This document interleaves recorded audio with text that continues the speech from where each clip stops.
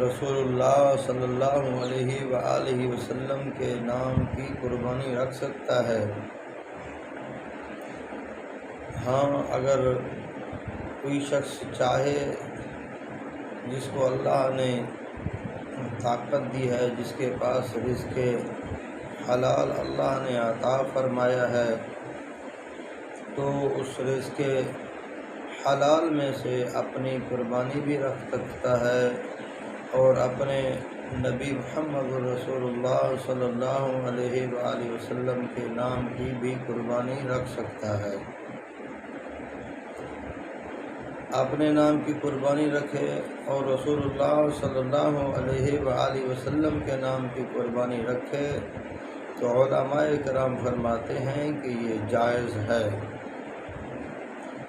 کیونکہ حضرت علی رضی اللہ تعالی عنہ دو قربانیاں رکھتے تھے، دو قربانیاں کرتے تھے۔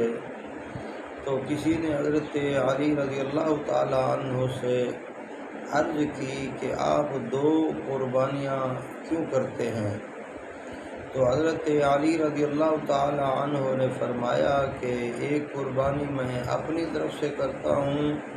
اور دوسری قربانی رسول اللہ صلی اللہ علیہ وآلہ وسلم کی طرف سے کرتا ہوں۔ تو رسول اللہ صلی اللہ علیہ وسلم کے نام کی قربانی رکھنا، رسول اللہ صلی اللہ علیہ وسلم کے ایصال ثواب کے لیے قربانی رکھنا، علماء کرام فرماتے ہیں کہ یہ جائز ہے، اور اللہ نے جس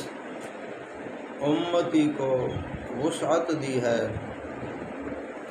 جس امتی کے پاس پیسہ ہے، رزق حلال ہے، تو اسے چاہیے کہ وہ اپنی قربانی رکھے اور رسول اللہ صلی اللہ علیہ وآلہ وسلم کے نام کی بھی قربانی رکھے تو رکھ سکتا ہے۔